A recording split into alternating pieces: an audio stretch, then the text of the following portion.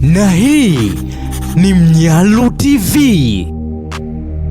Bodi ya Ligi Kuu Tanzania imehairisha rasmi mchezo kati ya Simba na Yanga uliokuwa umepangwa kuchezwa tarehe 8 ambao ni siku leo Machi 2025 katika uwanja wa Benjamin Mkapa. Sababu za kuahirishwa ni pamoja na malalamiko ya Simba kuhusu kutotendewa haki kwenye maandalizi yao siku ya jana, ambapo kama umepita kwenye mitandao ya kijamii utakuwa umekutana na video ambayo ilikuwa inaonyesha klabu ya Simba ikizuiliwa kuingia kufanya mazoezi katika uwanja wa Benjamin Mkapa. Sasa katika taarifa hiyo ambayo imetolewa na bodi ya ligi inasema kamati ya uendeshaji na usimamizi wa ligi kuu, bodi ya ligi Tanzania TPLB, katika kikao chake cha leo Machi 8, 2025 ilipitia shauri la klabu ya Simba kuzuiliwa kuingia kwenye uwanja wa Benjamin Mkapa kwa ajili ya kufanya mazoezi ya mwisho kuelekea mchezo namba 184 wa ligi kuu ya NBC Young African Sports Club vs Simba Sports Club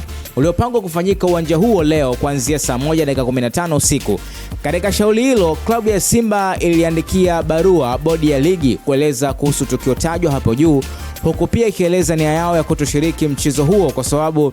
imezuiliwa kutumia haki yao ya kikanuni kama ilivyoainishwa kwenye kanuni ya 17 kifungu cha 45 ya ligi kuu kuhusu taratibu za mchezo. Baada ya kupokea barua hiyo, bodi ya ligi iliwaagiza maofisa wake wa mchezo ambao walishuhudia tukio hilo kutuma taarifa ya tukio hilo haraka ili hatua zinazostahili ziweze kushughulikiwa, ikiwemo kuitishwa kwa kikao cha dharura cha kamati ya uendeshaji na usimamizi wa ligi. Na baada ya kupitia taarifa mbalimbali zikiwemo za maofisa wa mchezo na vyanzo vingine, kamati ilibaini kuwa klabu ya Simba wakati ikielekea kutumia haki yake iliyoainishwa kwenye kanuni ya 17 kifungu cha 45 ya ligi kuu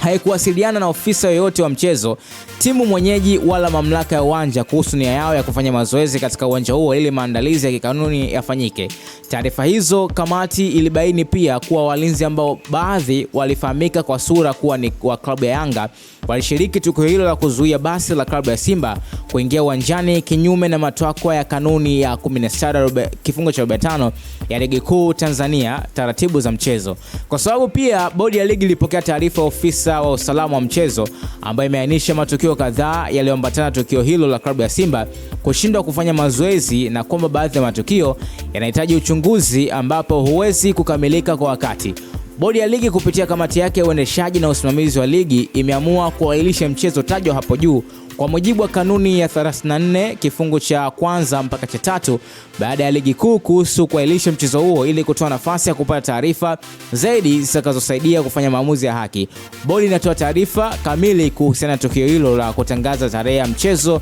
mapema iwezekanavyo. Na hii ni Mnyalu TV.